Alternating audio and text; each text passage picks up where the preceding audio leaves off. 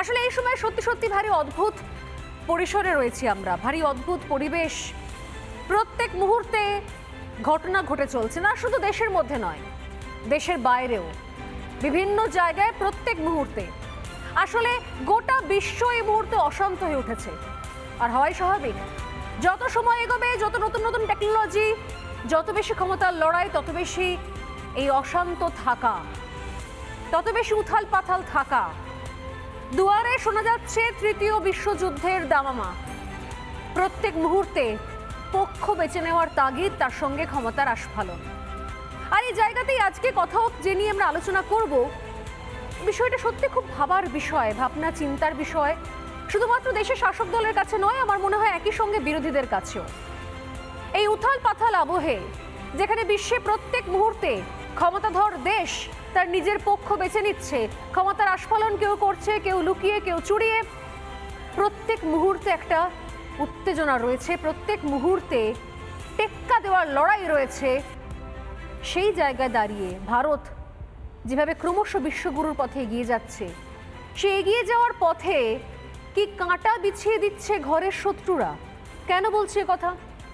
আপনারা জানেন যে এই মুহূর্তে মধ্যপ্রাচ্য যুদ্ধের দামামা বাজছে। আপনারা জানেন যে ইরান ইসরায়েল সম্মুখ সমরে রয়েছে এই মুহূর্তে। আর এই জায়গা থেকে আমার প্রশ্ন, কখনো আমেরিকার অবস্থান, কখনো রাশিয়ার অবস্থান, কখন চীন তার স্ট্যান্ড চেঞ্জ করছে, কখনো বা ইসরায়েল সরাসরি যুদ্ধ ঘোষণা করছে। বিভিন্ন সমীকরণের মাঝখানে খুব গুরুত্বপূর্ণ ভূমিকা বরাবর পালন করেছে ভারত।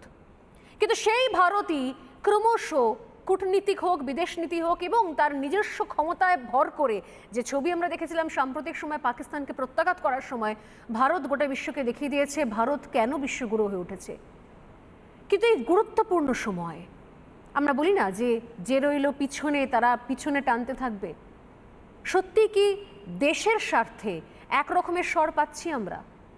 তা পাকিস্তানের ক্ষেত্রে অপারেশন সিঁদুর হোক, বা প্রধানমন্ত্রীর যে কোনো নীতি হোক, এমনকি কোথাও উন্নয়ন হোক, কিংবা বিদেশ সফর হোক, প্রত্যেক মুহূর্তে, বিশেষত অপারেশন সিঁদুর তো বারবার বলবো আমি, যেভাবে যে ভাষায় কিছু কিছু বিরোধী রাজনৈতিক দল তাকে ছোট করেছে, ভুল ব্যাখ্যা করা হয়েছে, দেশের মাটিতে থেকে অপমান করা হয়েছে, আমি সত্যি জানি না এই সময় দাঁড়িয়ে ভারত কোন পথে এগোবে। সত্যি কি সব থেকে বড় চ্যালেঞ্জ হয়ে দাঁড়াচ্ছে যে বাইরে গোটা বিশ্বের কাছে যে সমীকরণ তৈরি হচ্ছে, সেখানে নিজেকে বিশ্বগুরু হিসেবে এগিয়ে নিয়ে যাওয়া, তুলে ধরা, একটা শক্তিশালী বিদেশ নীতি তৈরি করা, নাকি আরও বেশি চ্যালেঞ্জের জায়গা হচ্ছে যে ঘরের শত্রুদেরকে জবাব দেওয়া? প্রত্যেক মুহূর্তে যারা প্রমাণ চায়, প্রত্যেক মুহূর্তে যারা ছবি চায়, তাও সে ছবি আসার পরও তা নিয়ে ব্যঙ্গ, কটাক্ষ, আরও অনেক কিছু। যে বিরোধী অপারেশন সিঁদুরের মতো একটা সাকসেসফুল প্রত্যাঘাতকেও ছোট করতে কিছু কসুর রাখিনি। এই মুহূর্তে সত্যি সত্যি এই নতুন ভারত, বিশ্বগুরু ভারতের প্রায়োরিটি কী হওয়া উচিত? সত্যি বিশ্বের ময়দানে নিজেকে বিশ্বগুরু প্রমাণ করা আর এগিয়ে যাওয়া, নাকি আগে ঘরের শত্রুদেরকে প্রমাণ দিয়ে তাদেরকে জব্দ করা? এই নিয়ে খোলামেলা একটা আলোচনা হওয়া খুব দরকার। আমি জানি না যে কে কোন পক্ষে বলবেন, কারণ অনেকেরই মনে হতে পারে যে ঘর সামলানো জরুরি, কারণ বিরোধীদের যদি উপযুক্ত জবাব না দেওয়া হয় তাহলে বিরোধীদের যে ন্যারেটিভ সেটাই তো মান্যতা পাবে, দিতে তো হবেই।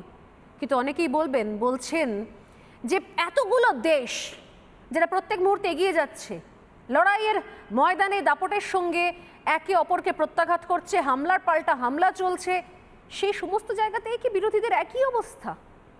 এক একটা ছোট ছোট পদক্ষেপ নিলেও প্রশ্নবাণে বিদ্ধ করে দেওয়া হয়। আমি জানি না কোনটা হবে। নানা ধরনের কন্টেন্ট দেখার জন্য লাইক করুন, শেয়ার করুন আমাদের ফেসবুক পেজ, সাবস্ক্রাইব করুন আমাদের ইউটিউব চ্যানেল। পাশাপাশি অন্যান্য ব্রেকিং নিউজের জন্য অবশ্যই চোখ রাখুন রিপাবলিক বাংলায়।